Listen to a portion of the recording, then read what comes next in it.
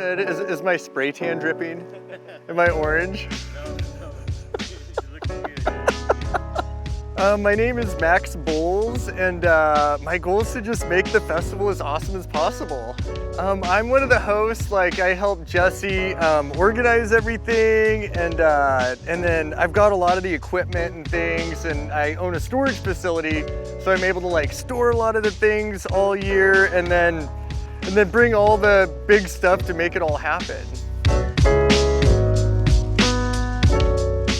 2021 race at the ranch. And yeah, I was part of that. Jesse, myself, the Float NLC guys. Yeah, we made this one-day event, and it was like one-wheel EUC races that were chip timed, and then we had a trick contest the same day. And so it was a challenge because like we loaded everything up the day before, showed up at like 7 in the morning, and like set up this entire trick course, and then we raced, and then we competed in a trick contest, and then we broke it all down the same day. And so it was pretty challenging in that sense of like the amount of work we did in one day.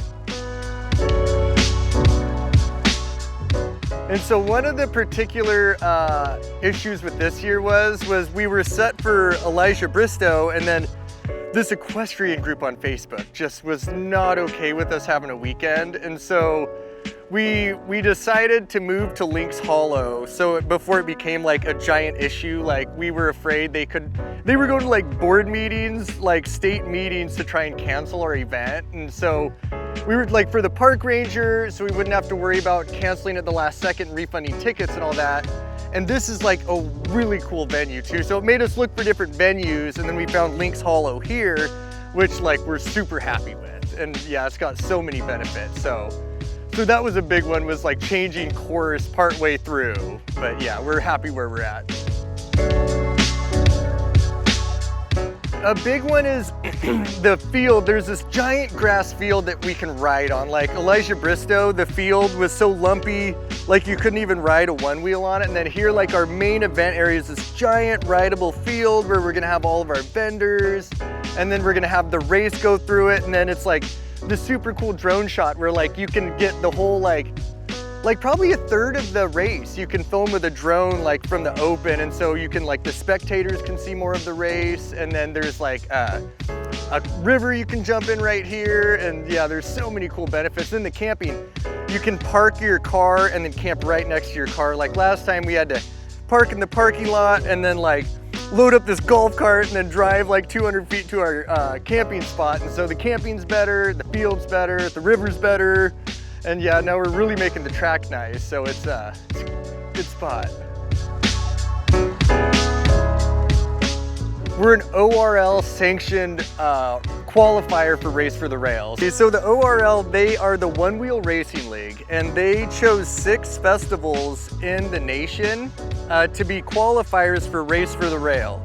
And Race for the Rail is like the championship, like the holy grail of one wheel races. And so they picked 6 festivals, and we're one of them as a regional qualifier. And so yeah, so the pro riders who like want to be in Race for the Rail, they travel everywhere and they hit all these festivals to race all the best people, and then whoever has the most points gets to race in Race for the Rail.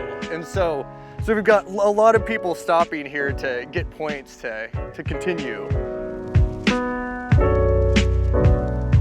I think the coolest part is like in the community is like spending that much time together in one place. And like there's this sense of like family you get with everyone that like I never felt before until last Northwest Electric Fest, where you're like we're all just one organism almost. And like that, I think that's the coolest part about it, is like just getting everyone together who just loves this thing that we all do. And yeah, that's my favorite part.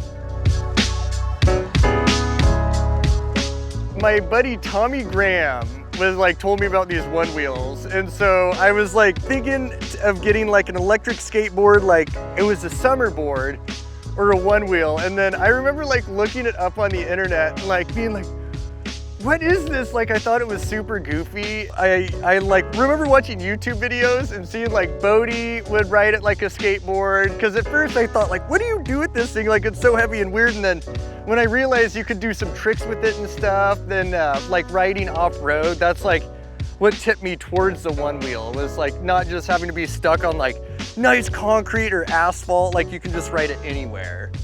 I skated like my whole life almost, and like I was sponsored in high school, and like it's so cool, like there's so many things you can skate on a one wheel that like I could never skate on a skateboard. And so there's all these weird things, you're like, oh my God, like I just see them everywhere, and that's my favorite part about one wheeling.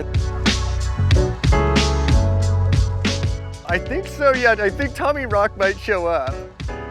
Yeah, this is my first interview as the dad, Max Boles. It's the only reason my microphone's not soaked.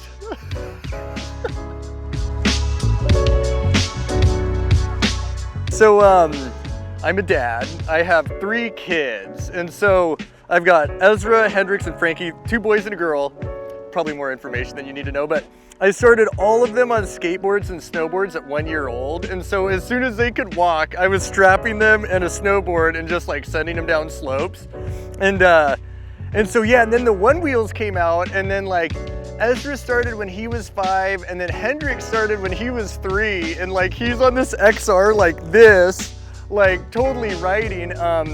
But yeah, so it's so much fun because like it gets us out together, and like Ezra is big enough to like maneuver his XR, and like he's fast. Like I like got first place on the Strava segment in Eugene last week, like 4 days ago. Like I beat the record by 4 seconds, and then he beat me by 2 seconds, like 2 laps later. And so like, yeah, so he's pretty fast, but like it is such a fun thing to be able to do, and like, yeah, it brings us together.